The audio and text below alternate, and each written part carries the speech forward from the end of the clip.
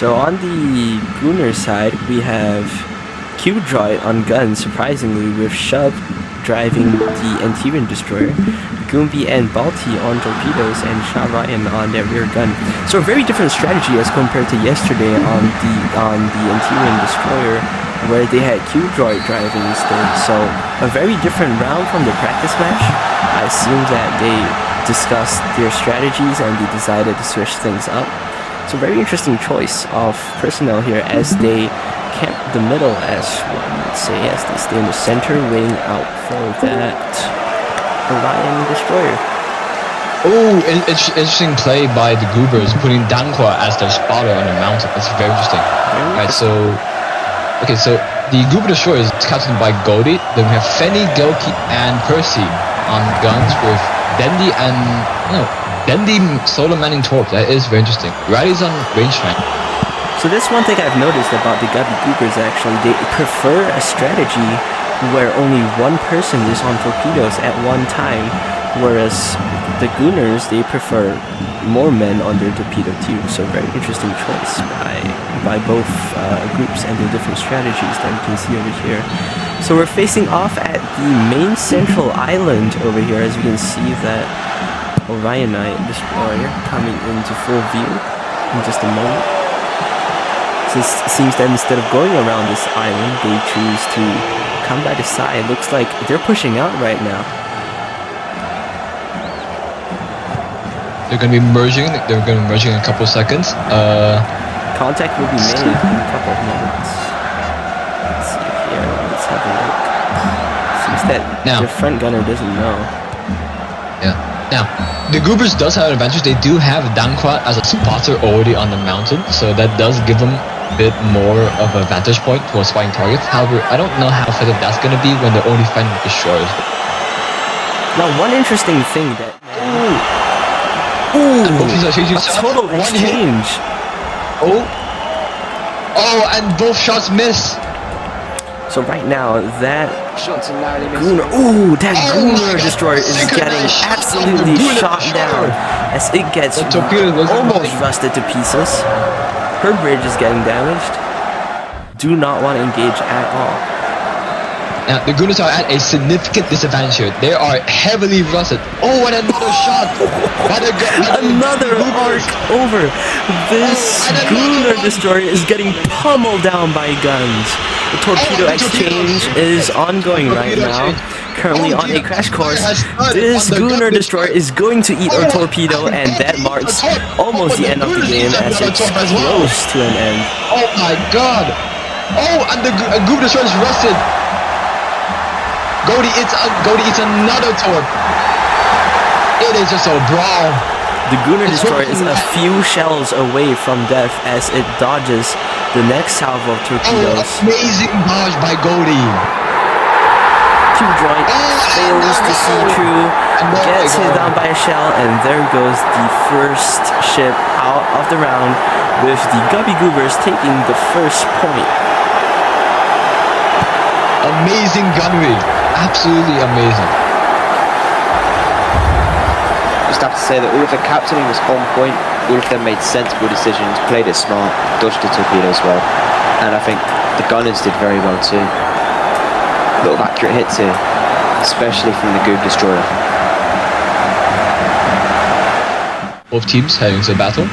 So it seems that there is something important to note where the Gubby Goobers do have an advantage when it comes to firepower in terms of guns.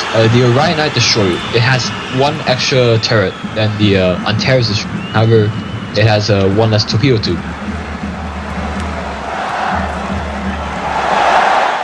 Not too sure if their gunners are interested in engaging. They are engaging already with a snipe off. Let's see how this shot pays off by Sha Ryan here. Completely missed on the Gubby Destroyer. It's the wake off that Gubby Destroyer. What I reckon we're about to see here is First marks coming for Gubby Goobers. Gubby Goobers are using their torps. Oh, they're already starting to. So it seems that Goon Nation is focused on its gunnery this time instead of a torpedo exchange. Let's see how that plays off. I think Steady Goon Nation's only barrage. going to get more accurate as Goob hasn't changed their trajectory. They've only gotten slower. It's just becoming easier to aim. They're sitting ducks right now. Oh, Goldie's reversing. He's putting out. He's putting out the combat zone. He doesn't want the smoke. Goon's gunnery is on point this game, absolutely on point. However, we don't forget that Goon Nation citadel the Gub Destroyer and proceeded to kill Percy in very quick succession. That is absolutely amazing. It shows you how skilled these players are. Truly So are one thing in particular that you have to notice is the difference of the captaining here. In this case, Goon Nation is staying on a straight line while the Gubbies are dodging and dodging. So a lot of salvos have been released. We're seeing a torpedo spread over here like a freaking buffet. Hits on the Gub. Hits on the Gub.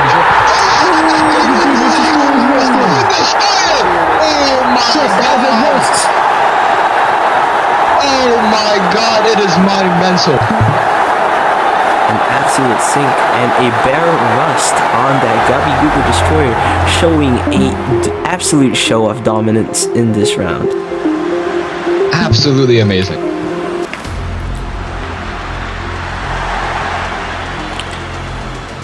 Dendi is actually carrying torps. It is beautiful to see.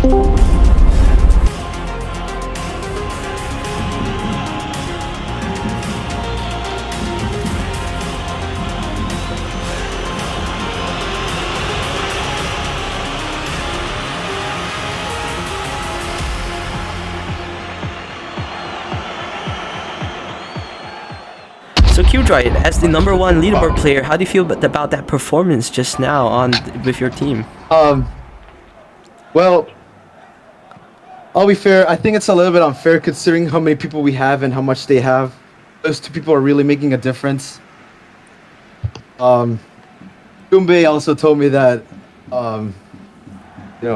Hammerhead torpedo eater. That was really a personal performance by him. All right, I understand. But it feels nice being in the league.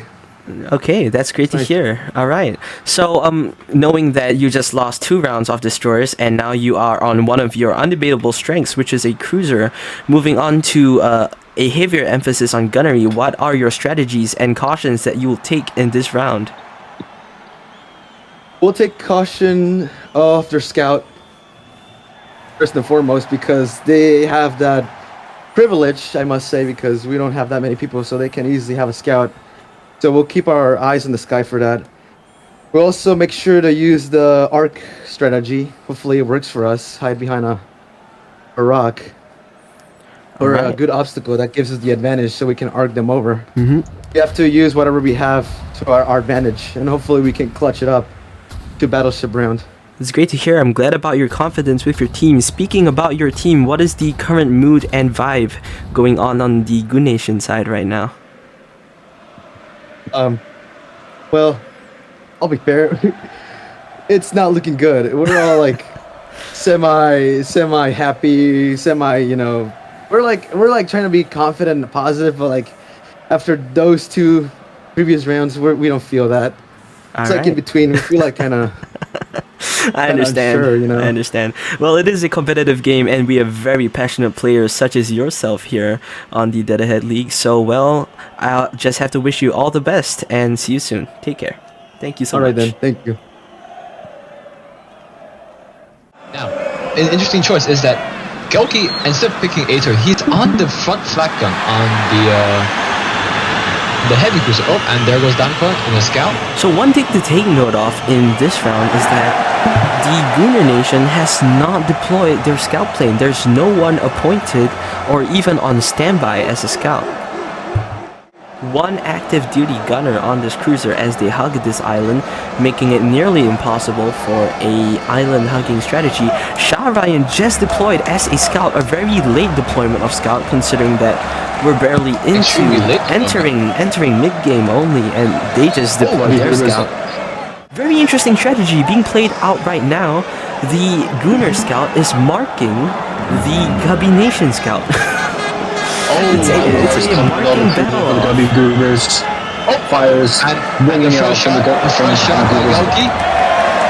Dankwa has maintained that steady mark. Oh, and second shot by Fenny. So attempted arcing over by Gubby, but it is not pulling off because this item ladies and gentlemen, as Q-Joy and Balti immediately die. Sorry, not Q-Joy, Balti, their front gunner. Ooh. So it's a battle of arcing here, and it sees how much they can arc. And down goes Dankwa. Down goes Dankwa! There goes the Gubby Scout! There goes the Gubby Scout, and there goes their... Extremely close, extremely near miss. This is a horrible time for that Scout to be hit down. on Dendy's turret on the Gubby heavy cruiser. There goes Dendy. Extremely accurate. So Goon Nation going for a more offensive game plan. Goon Nation is actually getting more aggressive as they unhug the island and prepare for a broadside approach with only 3 gunners at the front. Ryan's approaching that Kappa from the rear. The Goon Scout is closing in, but Percy's still keeping him at bay with a flat gun. It's only a matter of time, however. So arcing attempts once again, but very taking evasive actions. Very evasive. So now they're realizing that they're in open ocean against an opponent who's currently hugging an island, so not a very good call. They're trying to run away and recuperate those costs off that decision of being on the open ocean. We can see Goon Nation's passive offensive game plan here, just trying to stay in this match by hugging that island and still putting pressure on that Goon Nation Scout. Both teams do not have a scout now. It's fully a naval battle, no aerial support, no marking support. So it's a shell exchange. Wow! A shell blindly hits the hull of this cruiser. Just one shell, one sublimation. Shouldn't be too much of an impact considering the health points that the cruiser has.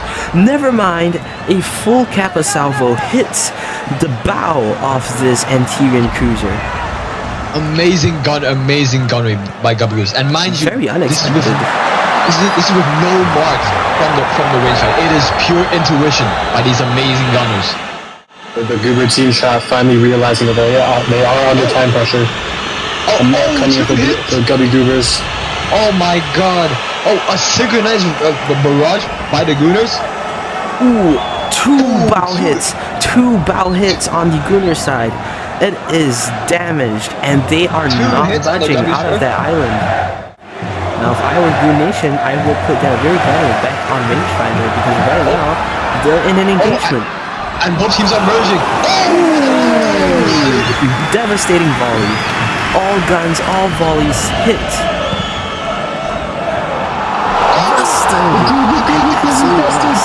The Goober cruiser is on another hit. Another hit. Great dodge. Amazing dodge. What a mistake by Goldie. That first volley by the Goon who actually destroying his front turret. Wait, Goldie's putting his rear guns against the entire broadside of Goon Nation. Unless he can get his guns around, this might be a knockout. He is turning his guns around in what seems to be a very tight exchange. Oh, and another broadside. Another salvo hit. It's raining in. The turret B gunner dies. Turret C gunner dies on Goon Nation. This is the moment. This is the moment that will define this match. All gunners are dying. All gunners are shooting. This is the final exchange. And a total clutch happens by Goon Nation as they finalize and kill that last cruiser. Gooners absolutely shot all over the Goofy Goobers, and this has gone 2-1. 2-1. The last ship. My commentary compadres, how do you feel about a Tower and Mesa matchup? Ooh.